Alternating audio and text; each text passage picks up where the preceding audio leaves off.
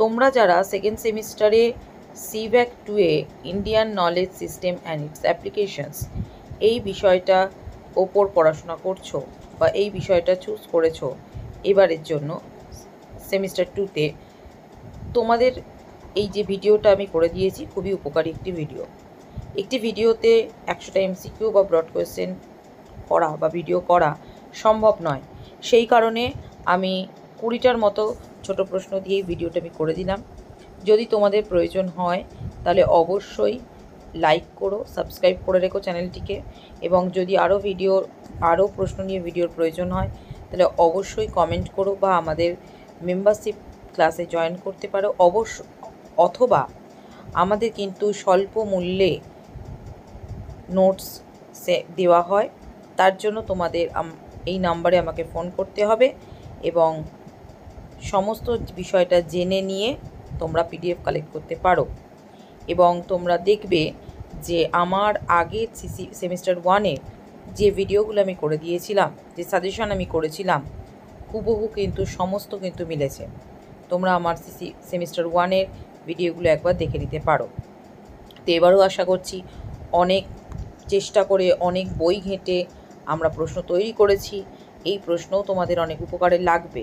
তার জন্য অবশ্যই তোমাদের আমাদের কোচিং সেন্টারের সঙ্গে যোগাযোগ করতে হবে।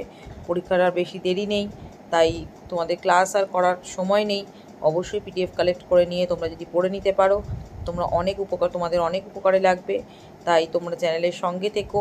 আমি চেষ্টা করব আরও প্রশ্ন দিয়ে, কারণ বিভিন্ন সাবজেক্টের ওপর ভিডিও করতে হচ্ছে, সেই কারণে পরপর হয়তো এই সাবজেক্টের ওপর ভিডিও করা আমাদের পক্ষে সম্ভব হবে না। শুধু এইটা নয়, লাইফস্টাইলের ওপরেও বা আরও যে এই টপিকটার ওপরে আছে সেগুলোর ওপর ভিডিও করছি। তো তার জন্য তোমাদের অবশ্যই সাবস্ক্রাইব করে রাখতে হবে এবং বেল আইকনে ক্লিক করে রাখতে হবে। প্রথমেই আগে আমি সিলেবাসটা দিয়ে দিয়েছি, ইউনিভার্সিটি দেখে নাও তোমরা। এই সিলেবাসের ওপরে কিন্তু আমি প্রশ্ন করছি, উত্তর করছি। আর আমরা কিন্তু ওই রকম যে কোনো জিনিসের ওপর উত্তর তৈরি করছি না। সিলেবাসে যে টপিকগুলো দেওয়া রয়েছে সেই টপিকগুলোর ওপর বেস করে মডিউল 1, মডিউল 2, প্রথমে আমরা মডিউল 1-এর কোয়েশ্চেনগুলো দেবো। তো সেইভাবেই কিন্তু আমাদের রেডি করা হয়েছে পিডিএফ, তোমরা দেখে নাও। দেখো, মডিউল 1 থেকে যে প্রশ্নগুলো তোমাদের পড়তে হবে, প্রাচীন ভারতে নালন্দা বিশ্ববিদ্যালয় কোথায় অবস্থিত ছিল? উত্তর হবে বিহারে। দ্বিতীয় যে প্রশ্নটা আছে এরকম ধরনের, যেহেতু ইন্ডিয়ান নলেজ অর্থাৎ ভারতীয় জ্ঞান এবং সিস্টেমের ওপর বিষয়টা, এই ধরনের প্রশ্ন কিন্তু খুব আসবে। প্রাচীন ভারতীয় জ্ঞান ব্যবস্থায় বেদের সংখ্যা কত? উত্তর হবে 4টি। তোমরা ঢুকে নাও খাতায়। পরের কোয়েশ্চেন দেখো 3 নম্বরে, নালন্দা বিশ্ববিদ্যালয় কোন বিখ্যাত চীনা পর্যটক পড়াশোনা করেছিলেন? উত্তর হিউয়েন সাং। তাই নালন্দা বিশ্ববিদ্যালয় সম্পর্কে কিন্তু ডিটেলসে পড়তে হবে। 4 নম্বর, প্রাচীন ভারতে গণিতজ্ঞ ও আর্যভট্ট কিসের জন্য বিখ্যাত?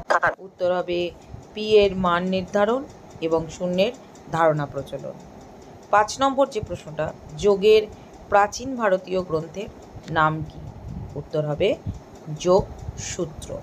এবার দেখা যাক 6 নম্বর প্রশ্নটা, চরক সংহিতা কোন বিষয়ে প্রাচীন ভারতীয় গ্রন্থের আয়ুর্বেদ, প্রাচীন ভারতীয় গ্রন্থ আয়ুর্বেদ। পরের প্রশ্ন, পঞ্চতন্ত্র কোন ভাষায় রচিত হয়েছিল? সংস্কৃত। 8 নম্বর, অষ্টাধ্যায়ী কে রচনা করেছিলেন? উত্তর পাণিনি। পরের প্রশ্ন 9 নম্বর, বেদগুলির মধ্যে কোনগুলি সঙ্গীতের সাথে সম্পর্কিত? উত্তর সামবেদ। কে শূন্যর ধারণা প্রচলন করেন? উত্তর আর্যভট্ট। বেদ শব্দের অর্থ কী? উত্তর জ্ঞান। এই 11টা প্রশ্ন। এর পরবর্তী 12 নম্বর প্রশ্ন দেখো, কতকগুলি বেদ আছে? 12 নম্বর যে প্রশ্নটা, 4টি বেদ আছে তোমরা জানো, ঋক, সাম, যজু, অর্থব। 13 নম্বর, ভারতীয় প্রাচীন মহাকাব্য কোনটি? রামায়ণ ও মহাভারত। 14 নম্বর প্রশ্ন, প্রাচীন ভারতে প্রধান শিক্ষার মাধ্যম ছিল কোন ভাষা?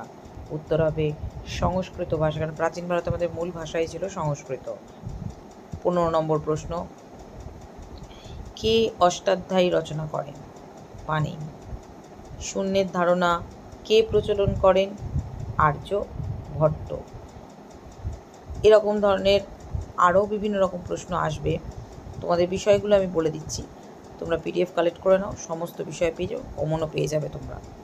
17 নম্বর প্রশ্নটা দেখো, সাংখ্য দর্শন কে প্রচলন করেছে? কপিল মুনি।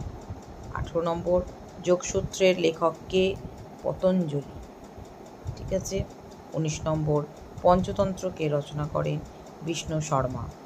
তোমরা কিন্তু বিভিন্ন বিষয়ের জন্য চ্যানেলের সঙ্গে থেকো, সাবস্ক্রাইব করে রেখো, লাইক করে চ্যানেলটিকে শেয়ার করে দিও। আমরা কিন্তু বিভিন্ন বিষয়ের ওপরে ভিডিও তৈরি করেছি, বিভিন্ন বিষয়ের ওপরে ভিডিও দিচ্ছি, তাই তোমরা যদি চ্যানেলের সঙ্গে থাকো তাহলে তোমরা কিন্তু প্রতিটি পদে পদে উপকৃত হবে। হিউয়েন সাং কোন রাজ্যের শাসকের সময় ভারতে আসে? উত্তর, হর্ষবর্ধন। এই 20টি প্রশ্নের ওপরে আজকে আমি ভিডিওটা তৈরি করে দিলাম। আশা করি তোমরা উপকৃত হবে।